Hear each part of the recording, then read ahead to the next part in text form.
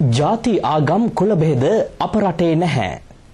සියලු ජාතීන්ට එක හා සමානව ජීවත් වීමේ අයිතිය දැන් ලැබී තිබෙනවා.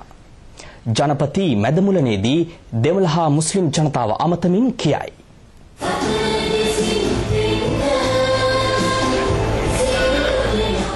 භීෂණය තිබුණා. අත දරුව මැරුණා. අම්මගේ කුසේ හිටපු දරුවා මැරුණා.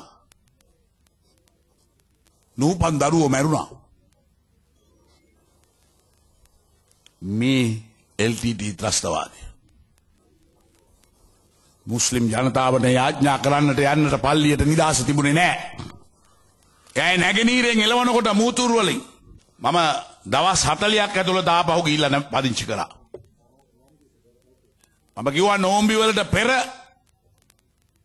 මම තමුන්නාන්සලව ගිහිල්ලා පදිංචි කරනවායි කියලා ඔවුන් සියලු දෙනාම ගිහිල්ලා පදිංචි කරා.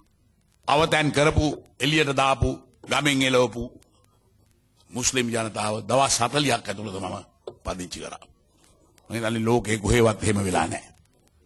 පලස්තීන ජනතාව තවම මහපාරේ කඳවුරු වල දුක් විඳිනවා.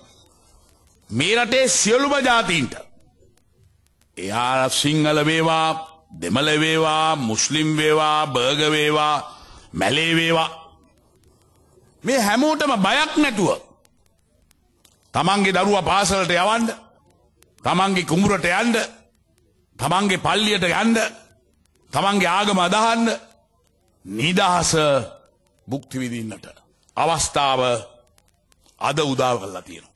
මීට වඩා මොකද්ද මානව අයිතිය?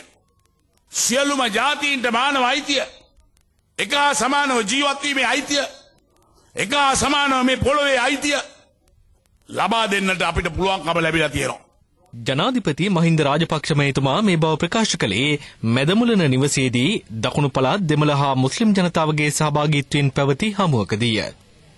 LTTE ත්‍රස්තවාදීන් දහස් ගණනක් වූ මුස්ලිම් ජනතාව යාපනයෙන් පළවා හරින විට අද මානව අයිතිවාසිකම් ගැන කතා කරන කිසිවෙකු ඊට එරෙහිව හඬ නොනැගූ බව රාජපක්ෂ මැතිතුමා අවධාරණය කළේය.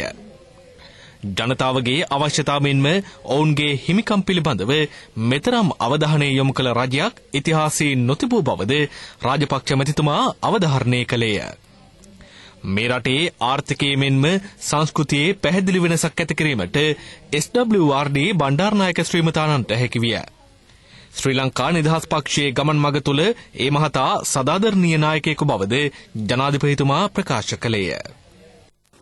මේ රටේ විශාල පෙරලියක් කරපු සංස්කෘතික වශයෙන් විතරක් නෙවෙයි ආර්ථික වශයෙන් රටම වෙනසක් ඇති කරපු නායකයෙක් තමයි බණ්ඩාරනායක මහත්මයා. එතුමා එක්සත් ජාතික පක්ෂයේ ඉඳලා අලුත් පක්ෂයක් හදන්න, ශ්‍රී ලංකා නිදහස් පක්ෂය හදන්න විපක්ෂයට ගියා. ඒ විපක්ෂයට යනකොට මගේ පියා එදා හිටපු ඩී.ඒ. රාජපක්ෂ මහත්මයා තමයි එතුමත් එක්ක එදා දවසේ එතුමා නැගිටින අවස්ථාවේම නැගිටලා විරුද්ධ පක්ෂයට ගිය එකම මන්ත්‍රීවරයා. එම ගිහිල්ලා තමයි ශ්‍රී ලංකා නිදහස් පක්ෂය ගොඩ නැගුවේ. බණ්ඩාරනායක මැතිණිය මේ රටේ කරපු සේවය අපි තාමත් අගය කරනවා. එතුමිය තමයි මේ අපිට මේ ශක්තියක් ලබා දීලා මේ පක්ෂය සියලු දෙනා සමගි කරගෙන ඉදිරියට යන මාවත මේ රටේ ජනතාවට අපේ පක්ෂයට මඟ පෙන්වුවේ කියන එක මේ අවස්ථාවේදී මම මතක් කරන්න ඕන.